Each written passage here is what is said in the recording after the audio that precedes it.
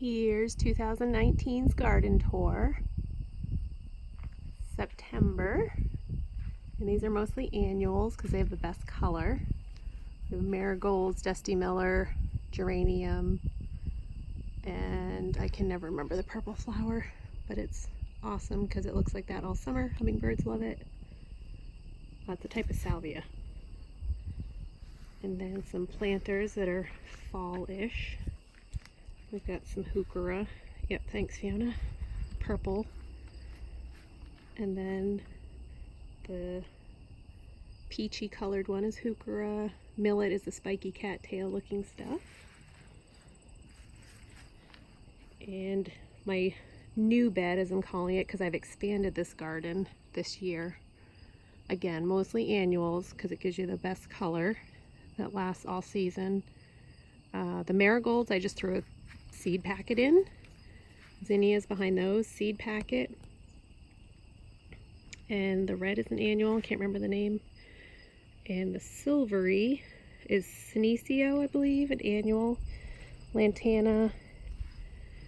My big beautiful canna lilies, which I'll dig up and try to save the rhizomes. And they're in a pot with lemon coral sedum. And this white is sun patience, which tolerates full sun, high heat. It's doing great. I love that as a border. Then my big sedum in the back. And you see a lot of dirt because I really want to think about what I'm going to plant as I expand this garden for either perennials or small shrubs. So I didn't go crazy planting.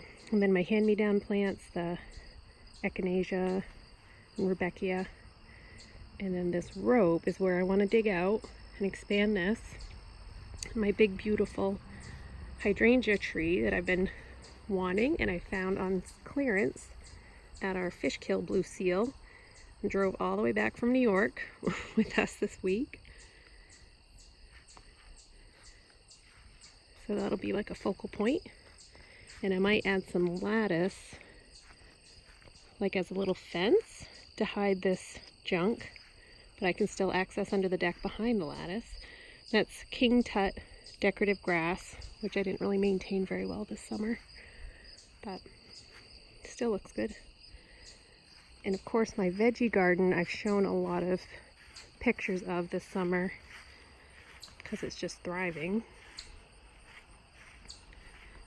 And my bird feeders with some rogue sunflower seeds that have seeded themselves. And behind those is kind of my wild garden of hand-me-downs from Mom. I've got bee balm, daylilies. There was phlox, but I don't think that came back. And my veggies, which are a little neglected because again, I've been out of town. And the boys have helped me take care of it since I broke my foot. So these are the moneymaker, beefsteak, my new fence that Joel and I put together. These yellow pears are not flavorful and they're gross heirlooms. And black crim. Oh look, there's pumpkin is growing up in my tomato. That just happened right there. My pumpkin vine that grew up the tree has finally stopped. And now you can see my pumpkin that was in the tree is down on the ground. And then my cucumber, I really got to tear out. It's past its prime, had its day. And down here, my first pumpkin is set fruit, which I really need to harvest. And Fiona doing what she loves best, prowling. This I'll eventually dig up and expand a little, some ornamentals, maybe hydrangea. And I want to have a more permanent compost pile or compost bin. My wild rock wall, which this stuff right here is always wet, soggy water all spring. So I can't really expand or plant anything there unless I add a ton of fill. Looks like my Jacob's ladder that I planted last year isn't doing so hot. And then the hosta that the deer devoured last year came back, but certainly are not thriving because they did nibble them. And then my big giant hosta, they ate again, so I'm done replanting that. My moose skull from Moxie. These self-seeded sunflowers. Again, they were under the bird feeder.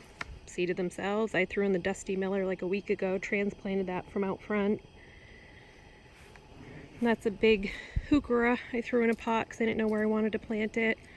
That yellowish stuff's heuchera and that red. And then bugleweed is the purplish ground cover. A hosta that's struggling because the deer ate it early on. And then mountain bluette, which I transplanted from the front because it always looks kind of ratty. And hellebores, which are beautiful in the spring, considered an evergreen. The voles ate them last year, so I transplanted them, replanted them this year with these tablets that work systemically to help them repel against voles, and so far so good. Sweet potato vine and a begonia, and that is chocolate mint back there that went nuts, and I've really got to cut it back so it does not invade the whole bed. Lemon coral sedum, and of course I cannot remember, coleus, type of coleus, that's just thrived. It's planted in a pot and I haven't really done anything with it other than water it. And my shining star, my zinnias, I started these from seed earlier in the year and transplanted them out here, and now they're as tall as me. I cut them, they grow back. They are just one of the best perennials, and I feel like they're very underrated. Next year I would love to have this whole bed be zinnias because it's just beautiful. At least the end of June all the way through now, and it's September. We have impatiens, just the traditional, the fuchsia and the salmon. And then the white is sun patiens, like out front, heat tolerant, drought tolerant. Past daylily, more black-eyed Susan. And I have a couple pops of geranium here and back there, a bright pink one and a salmon one to offset the impatiens. And then these two are electric blue penstemon, which I just planted this year and hopefully they survive. Marigold, again, threw some seeds in, went to town. And then these down here, there's not a lot of soil around these rocks, so I have some sedum that I'm just kind of letting it do its thing. Trying different ground covers. More impatiens. Russian sage, which I may not keep because it's kind of a wild looking plant when it grows. I believe that's a New Guinea impatien, the pink, with this crazy stocky grass corn looking thing, which I don't know where it came from. Just kind of came up, volunteer. More lemon coral sedum that was left over from doing my planters. This beautiful new echinacea, because I need a pop of color. Once these lilies go by, it's just really blah. Oh, Jacob's Ladder, that's new. That'll be purple early summer, spring. My pretty hosta that needs to take. I just planted that this year. Another sun patient. And then this pink is actually a Globemaster allium, which is purple in the spring. And I dried it and then spray painted it pink because I didn't have purple spray paint. Just to add a pop of color and see if it would work. And a couple survived, that's one of them. Variegated phlox, which is beautiful. Pink and white flower. Hopefully it's not too shady there. Mouse ear hostas, I got a couple of those. And then some bigger hostas, which I just planted this year. I gotta wait for them to establish. The purple is the heuchera.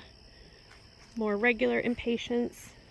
That was just a little 4-inch fuchsia that I planted. And back there is a type of begonia next to the astilbe. So slowly I'm filling this in. Again, this area here, I get a lot of standing water in the spring, so I have to be careful what I plant there. Oh, such a good girl. My yard sidekick. Just hanging out.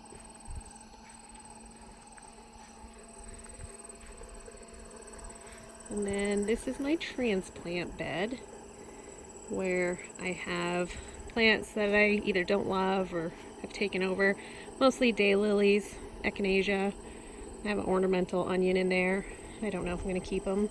The bugs have come over. This year I've had those horrible yellow and white, poisonous, venomous, whatever, caterpillars devouring everything.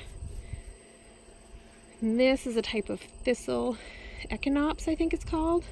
Comes back every year, really cool when it first comes out, but the bugs do love it. So it gets kind of ratty. My clematis, pink and white, blooms early summer, and that's it. Kind of a dud. My palette Christmas tree. and then another hellebore, another canna. I'm going to try to save the rhizomes, my bleeding heart, chives,